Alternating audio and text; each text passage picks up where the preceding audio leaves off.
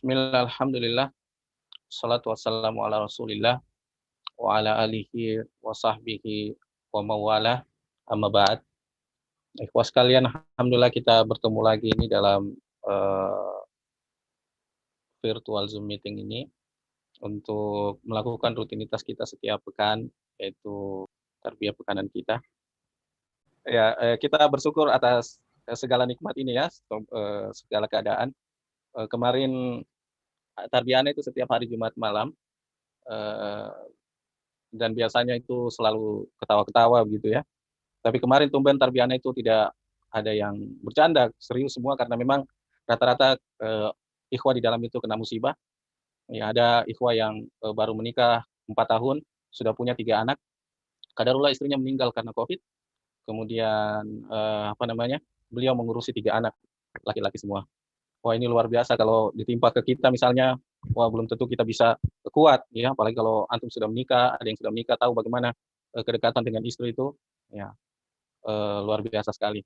Kemudian ada juga ikhwah yang harap-harap cemas karena istrinya pendarahan anak pertama dan lain sebagainya. Kemudian ada juga seperti Anda misalnya yang jauhan dengan istri, ya, kemudian istri sedang COVID di sana, tidak bisa pulang juga ini karena kondisi. Kemudian juga ada yang terkena COVID. Kondisi-kondisi seperti ini, ikhwah sekalian, itu cobaan buat kita semua. Tapi salah satu untuk mengobati cobaan-cobaan itu adalah dengan melihat betapa besar masalah orang lain juga. Kadang itu bisa membantu, ya, kadang itu bisa membantu. Dengan melihat betapa besar kondisi masalah orang lain, sehingga melihat masalah kita ini sebetulnya biasa-biasa saja, ya biasa-biasa saja. Dan Anda rasa kalau Anda bertanya ke antum masing-masing apa masalah antum sekarang, itu juga luar biasa mungkin besarnya. Ya, tapi Anda cuma menasihatkan kepada sekalian bahwasanya segala apa yang diberikan kepada kita ini ada hikmahnya, ada ibrahnya. Ya, mudah-mudahan saja kita bisa melewati semua pandemi ini dengan bersabar, dan bersabar itu insya Allah nanti akan mendapat buahnya, ya, mendapat buahnya. Ikhwas sekalian yang dimuliakan Allah Subhanahu wa taala, kemarin kita sudah membahas tentang eh, beberapa keutamaan pernikahan. Jadi ikhwas sekalian, menikah ini ikhwas sekalian adalah hal yang kita akan bawa di dunia, di akhirat, bahkan di alam barzah. Sekali lagi, menikah itu akan kita bawa di dunia, di akhirat, bahkan di alam barzah.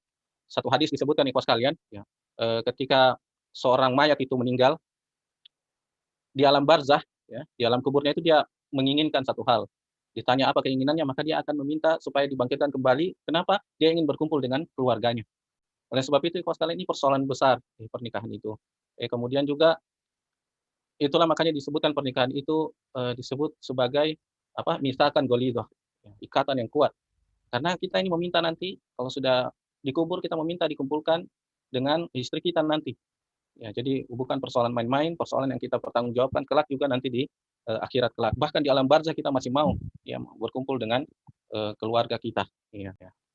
Ikhwas sekalian, pembahasan kita kali ini tentang lifestyle atau gaya hidup eh, pemuda, ya, pemuda perindu surga kalau dalam buku ini. Apa namanya? Kalau kita melihat, ya, apalagi kalau kita mau compare bagaimana gaya hidup kita saat ini, ya, gaya hidup milenials, gaya hidup generasi Z, ya, kemudian kita compare dengan gaya hidupnya eh, para sahabat dahulu, ya, tentunya ini hal yang bagus. Kenapa? Supaya kita melihat, ya, mana gaya hidup yang kira-kira sejalan dengan Islam, sejalan dengan Al-Quran dan Sunnah, sejalan dengan para salaf dulu, dengan mana gaya hidup yang kira-kira ini berbeda haluan dengan mereka. Mungkin Anda akan mengambil satu pembahasan yang berkaitan dengan bagaimana gaya hidup para pemuda di zaman Rasulullah SAW terhadap menuntut ilmu dengan gaya hidup kita saat ini. Kalau kita lihat ya, sekarang ini kan demografi Indonesia dipenuhi anak-anak muda. Kalau ada generasi milenial itu, beberapa sumber menyebutkan bahwa generasi yang hidup, yang lahir di antara tahun 1980 sampai dengan 1995. Jadi antum yang lahir di antara tahun 1980 sampai 1995 ini dibilang milenial.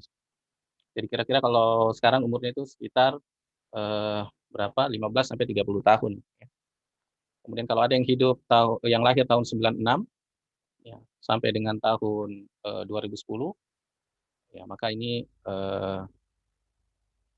disebut generasi Z. Tahun 80 itu berarti sudah 40 tahun sekarang ya. Tahun 80 sampai 1995. Ya. Jadi sekitar 25 sampai 40 tahun. Nah, range ini Kawan sekalian, 15 tahun sampai 40 tahun ini adalah range di mana orang bersepakat bahwa ini adalah generasi muda, generasi muda. Dan ironis juga ya Kawan sekalian kalau kita melihat fakta ya, beberapa misalnya hal-hal negatif dari kondisi lifestyle gaya hidup kita saat ini, ya khususnya di Indonesia.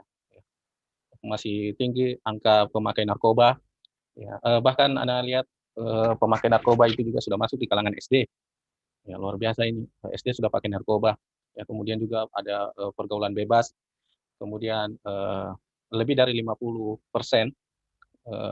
anak-anak muda kita sekarang itu perokok. Kemudian masih banyak lagi, belum lagi kasus-kasus misalnya perkelahian, bullying terhadap teman sekelas dan lain sebagainya. Ini kasus-kasus pemuda atau para millennials saat ini. Tapi di satu sisi, kalau sekalian ada juga generasi sekarang ini yang bagus. Ya misalnya generasi sekarang ini lebih fokus pada kesehatan, ya paham tentang kesehatan. Ya, mereka paham tentang kesehatan daripada generasi sebelumnya. Kemudian juga dilihat dari misalnya tingginya angka kelulusan di mana sarjana ya. Kebanyakan generasi milenials ini memiliki sarjana-sarjana yang banyak. Ya. Jadi ke satu sisi keingintahuan untuk menuntut ilmu itu besar. Nah, ikhwas sekalian, dalam tarbiyah-tarbiyah kita, ya, sering sampaikan bahwasannya kalau umat Islam ini mau baik, ya, maka seharusnya dia mencontoh generasi terbaik. Dan kita semua bersepakat, ikhwas sekalian, bahwa generasi terbaik itu adalah generasi para sahabat. Sebagaimana Rasulullah SAW bersabda, khairun nasi qarni, summal ladzina yalunahum, summal ladzina yalunahum. Ya, sebaik-baik generasi, ya, kata Rasulullah SAW adalah generasiku, yaitu generasinya para sahabat, ya, kemudian setelahnya, setelahnya. Nah, oleh sebab itu, ikhwas sekalian, banyak perkataan-perkataan para ulama juga, ya, kalau kita ini pengen baik, ya, kalau pemuda-pemuda zaman sekarang ini pengen baik, maka seharusnya kita mencontoh pada generasi pemuda zaman dulu. Ya. Zamannya para sahabat, zamannya para tabi'in, zamannya atba'ut tabi'in, dan zamannya orang-orang yang konsisten dengan itu, ya, dengan ajaran-ajaran mereka hingga saat ini. Ya. Namun pada malam ini Ana ingin fokus pada ya, bagaimana para pemuda itu di usia belia mereka itu menuntut ilmu. Ya. Ini saya pikir awal yang baik untuk kita bahas, karena aktivitas menuntut ilmu ini, kawan sekalian, ya, yang kita lakukan saat ini adalah aktivitas yang wajib kita lakukan, ya, terutama di usia kita yang masih seperti ini. Jadi terbuka banyak sekali cara kita untuk menuntut ilmu, ya. Tidak di lembaga formal, tapi juga terbuka misalnya kita bisa menuntut ilmu lewat YouTube, lembaga informal, ya, lembaga non formal dan lain sebagainya. Bahkan nih sekalian, pekerjaan-pekerjaan yang memungkinkan bergaji besar saat ini kebanyakan tidak melalui bangku perkuliahan. Ya. Dia ada sendiri, kemudian diciptakan sendiri. Walaupun memang basicnya kita pelajari di bangku perkuliahan, ya, tapi beberapa pekerjaan-pekerjaan sekarang ternyata tidak ada jurusannya di bangku perkuliahan. Misalnya sebut saja misalnya startup yang besar sekarang ya, misalnya Gojek, ini tidak ada jurusan Gojek di bangku perkuliahan. Ya. Tapi memang ini berbasis aplikasi, mungkin kita belajar aplikasi di perkuliahan.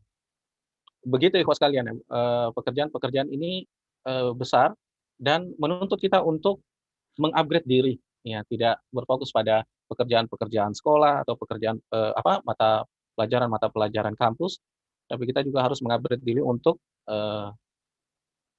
menambah skill, menambah wawasan, ya, sehingga kita kemudian bisa memanfaatkan ilmu tersebut untuk pekerjaan, untuk dunia. Tapi ada juga yang paling penting, ikhwas sekalian, adalah ya, bagaimana mengupgrade wawasan kita tentang pandangan keislaman kita. Ya, jangan sampai kita ya'lamuna zahiran minal hayatid dunya wa hum anil akhirati hum ghafilun. Ya, jangan sampai kita seperti dikatakan oleh Allah, ya, ketika Allah menggambarkan bagaimana orang Romawi itu dalam Al-Qur'an disebutkan ya'lamuna zahiran minal hayatid dunya. Mereka itu tahu secara zahir tentang dunia ini, ya orang-orang Romawi itu. Wahum anil akhirati hum ghafilun. Tapi tentang akhirat, ya, kata Allah Subhanahu wa taala, mereka itu tidak tahu, ya. Jadi jangan sampai kita cuma tahu masalah-masalah dunia kita, masalah pekerjaan, ya, masalah keahlian kita, tapi tentang akhirat kita tidak tahu, ya. Nah, olehnya sebab itu cara menjembatani semua itu salah satunya dengan tarbiyah seperti ini. Nah, kita bahas sesuatu berkaitan dengan akhirat kita, agama kita, dan nanti kemudian kita mengejawantahkan, ya, aplikasikan ke dunia kerja kita. Ya, kita jadikan jurusan kita jadikan pekerjaan kita ini sebesar-besar untuk khidmat kepada Islam dan kaum muslimin, sehingga kemudian timbul keberkahan di dalamnya, ya, kemudian juga timbul keberkahan atas pekerjaan-pekerjaan kita tersebut. Baik, ikhwah sekalian, kita masuk pada pembahasan kita ini.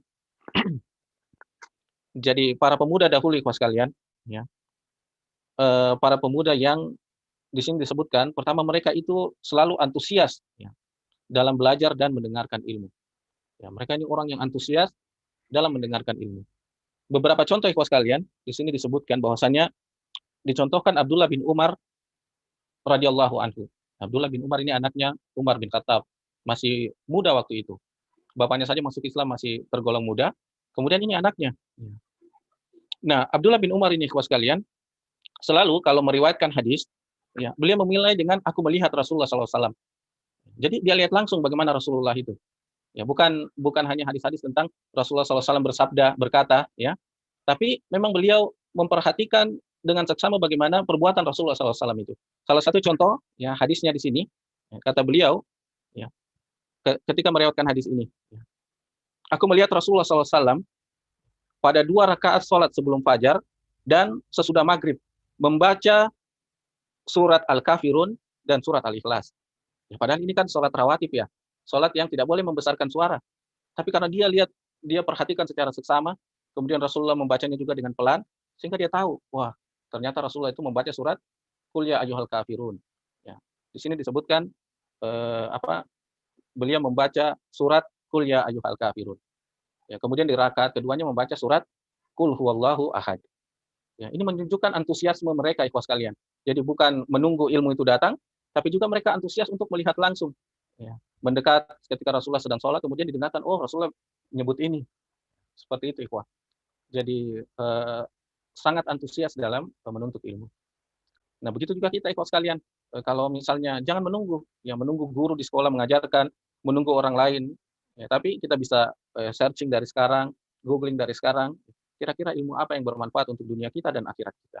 Ya. Untuk bermanfaat untuk Islam dan kaum muslimin, ya, kita antusias untuk itu. Ya. Jadi Rasulullah paling tidak suka orang yang tidak berguna baik dunianya maupun akhiratnya. Ya. Umar bin Khattab paling tidak suka dengan seorang pemuda yang tidak mengerjakan sesuatu untuk dunianya, tidak juga untuk akhiratnya. Ini tentu saya tidak sejalan misalnya dengan generasi kita disebut generasi rebahan. Ini generasi rebahan tidak berguna untuk dunia, tidak berguna juga untuk akhirat. Bahkan kalau kita lihat, ya, generasi rebahan ini kita compare misalnya dengan Al-Qur'an surat Al-Mudatsir, ya ayyuhal muzammil, ya ayyuhal mudatsir, wahai orang yang berselimut. Wah, ini kaum rebahan berselimut semua nih, apalagi hujan-hujan sekarang. Ya, masih pada tidur misalnya. Ya, sedangkan pemuda-pemuda dulu tidak seperti itu. Ya. Mereka sangat antusias, terutama antusias dalam perkara-perkara ilmu. Ya. Masih banyak yang seperti ini, ikhwah sekalian. Ya, salah satu contoh lagi misalnya seorang sahabat Zaid bin Khalid radhiyallahu anhu. Zaid bin Khalid ini, ya, pernah melihat Rasulullah SAW sholat malam. Kata beliau salat 2 rakaat secara ringkas. Jadi tata cara salat malamnya Rasulullah seperti ini. Beliau salat 2 rakaat secara ringkas, kemudian salat lagi 2 rakaat panjang, sangat panjang dan sangat panjang. Jadi 2 rakaat pertama itu ringkas, 2 rakaat kedua panjang. Kemudian kata beliau, lalu beliau salat 2 rakaat lebih ringkas dari 2 rakaat sebelumnya. Jadi ringkas, panjang, kemudian lebih ringkas dari itu, kemudian lebih ringkas lagi itu, kemudian lebih ringkas lagi. Lalu beliau sholat 2 rakaat lebih ringkas dari 2 rakaat sebelumnya. Selanjutnya beliau menunaikan sholat witir, keseluruhannya berjumlah 13 rakaat. Jadi bayangkan, ikhwas kalian, bahkan Rasul itu biasa kalau sholat sampai tidak tidur, ya, sampai menjelang subuh. Berarti sahabat ini ikhwas sekalian memperhatikan Rasulullah SAW. Ya, luar biasa. Ini ikhwas sekalian, poin pertama ya, bahwa dalam menuntut ilmu, para pemuda di zaman Rasulullah itu orang yang antusias, ya. Maka mari kita contohi seperti itu.